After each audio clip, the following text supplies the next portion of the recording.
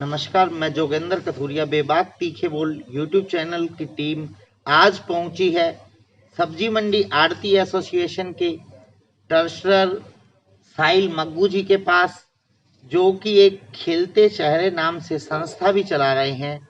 हम आज बात करेंगे, सबसे पहले हम बात करेंगे सब्जी मंडी आड़ती एसोसिएशन के एक सदस्य के नाते इनसे पूछना चाहेंगे कि रोहतक में नई सब्जी मंडी को 2 दिन के लिए बंद किया गया था। क्या सब्जी मंडी कल से खुल रही है? नमस्कार जोगेंद्र जी।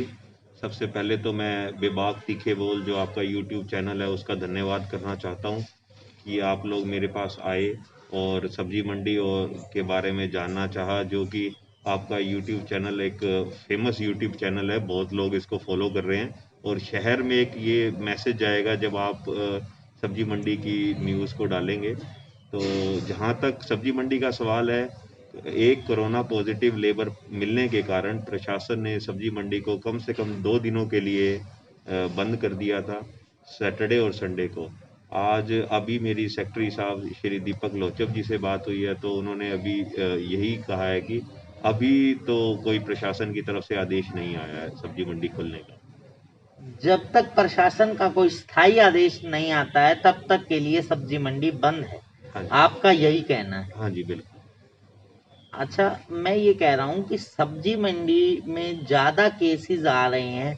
क्या सब्जी मंडी के अंदर जो उचित सावधानियां हैं, ये आड़ती हैं या कर्मचारी हैं वहाँ के, वो सावधानियां नहीं बरत रहे या वो सावधानियों को पूरी तरह से बरत रहे? सर जी, सब्जी मंडी में केसेस आ रहे हैं, ये बात आपकी बिल्कुल सही है, लेकिन जहाँ तक रोहतक सब्जी मंडी का सवाल है वो अभी तक पूरी तरह से सुरक्षित थी, क्योंकि जो भी सब्जी मंडी के केसेस आ रहे हैं वो मोस्टली दिल्ली आज़ादपुर सब्जी मंडी से रिलेटेड है। हमारी सब्जी मंडी में दिल्ली मंडी से आने वाली सब्जी और फ्रूट पे रोक लगा दी गई थी। दूसरा, प्रशासन भी पूरी तरह से सतर्क है और आड़ती भाई भी जो भी सारी सावधानियां बरत रहे हैं, सोशल डिस्टेंसिंग का भी ख्याल कर रख रहे हैं, सैनिटाइजिंग भी प्रॉपर कर रहे हैं, ग्लव्स मास्क पहन के पूरी तरह से। सिर्फ आड़ती नहीं, माशाखोर भी प्रॉपर सावधानियां बरत रहे हैं। आपको सरकार और प्रशासन की ओर से पूरा सहयोग मिल रहा है सब्जी मंडी में सैनिटाइजेशन का, या और पुलिस प्रशासन की जो जरूरत है वो टाइम पे मिल पा रही है या नहीं मिल पा रही है? सर जी, मैं तो अपने प्रशासन का बहुत शुक्रगुजार हूँ। बहुत ये आपके माध्यम से मैं उनको धन्यवाद भी करना चाहता हूँ कि उन्होंने आड़ती एसोसिएशन का बहुत बहुत कोऑपरेट किया उनको, कि उन्होंने आने वाले ग्राहकों को, आड़तियों को सोशल डिस्टेंसिंग का महत्व समझाया और प्रशासन की तरफ से भी सैनिटाइजर मार्केट कमेटी की तरफ से उपलब्ध है। जो जो आड़ती वहाँ से लेना चाहे अपनी दुकान को, या तो अपने पर्सनल भी कर रहे हैं, जो वहाँ से लेकर करना चाहें वो भी कर रहे हैं। साहिल जी, हमारे चैनल का नाम है बेबाक तीखे बोल, तो मैं एक तीखा सवाल करना चाहूँगा। यदि सरकार और प्रशासन आपकी पूरी मदद कर रहा है सब्जी मंडी सभी आड़तियों की और पूरी एसोसिएशन की, तो क्या आपने पीएम रिलीफ फंड या सीएम रिलीफ फंड में सरकार और प्रशासन की कोई मदद की है सभी आड़तियों ने या नहीं की है? सर जी, अपने अपने लेवल पे तो सभी करते ही हैं और जहाँ तक मैं आपको बताता हूँ कि सभी आड़तियों ने मिलकर पीएम रिलीफ फंड में भी योगदान दिया है।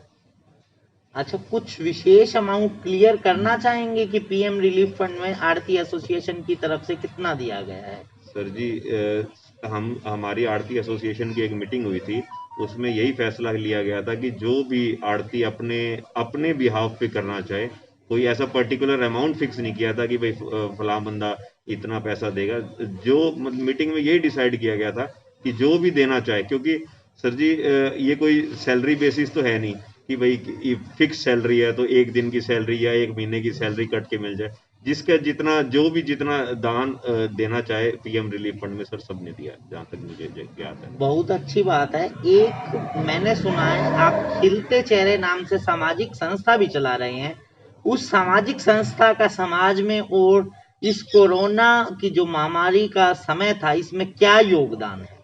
सर जी, खिलते चेहरे जो सामाजिक संगठन है, वो मैंने और मेरा एक मित्र है कपिल छाबड़ा, हम दोनों ने मिलके ऐसे ही जैसे आप और मैं बैठे हैं ऐसे ही हम बातचीत कर रहे थे तो एक दोनों का मोटिव सेम था, तो हम दोनों ने ये सोचा क्यों ना हम एक ऐसा ऑर्गेनाइजेशन बनाया जाए जिससे कि समाज में कोई हेल्प हो सके। तो खिलते चेहरे का जो मेन ऑब्जेक्टिव है वो ये है कि एक तो गरीब लड़कियों की शादी में योगदान करना, क्योंकि आपको पता है आज भी हमारे देश में लड़कियों की शादी में बहुत पैसा खर्च हो जाता है। लेकिन जो और कई शादियां ऐसी होती हैं जो सिर्फ आप कह लो दहेज जैसी जो कुप्रथा है या बारातियों के स्वागत के लिए वजह से भी रह जाती हैं।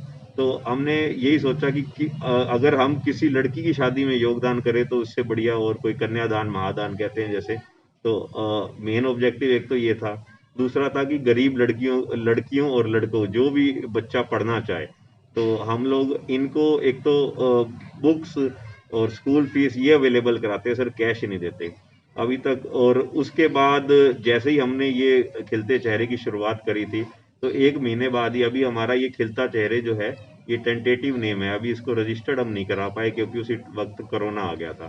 तो उसके बाद सभी हम दोनों ने सोचा कि क्यों ना जो खिलते चेहरे की एक मेडिकल इमरजेंसी देश में लगी हुई है कि जो गरीब या मजदूर तबका है, दिहाड़ी मजदूर है, वो रोटी को मजबूर हो गया था, तो हमने कहा क्यों ना उनकी हेल्प करी जाए।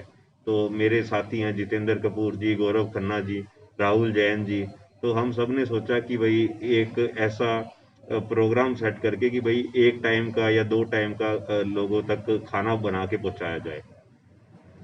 साहिल जी, एक बात और कहना चाह रहा हूँ कि जो बच्चों को आप शिक्षा और कन्यादान के रूप में जो सहायता कर रहे हैं, वो केवल अपने आसपास के क्षेत्र की या पूरे रोहतक जिले में या कोई भी कहीं से, अगर आपको लगता है कि वास्तविक रूप में इसको जरूरत है, आप वहां भी सहायता करेंगे, केवल अपने आसपास के क्षेत्र में करें?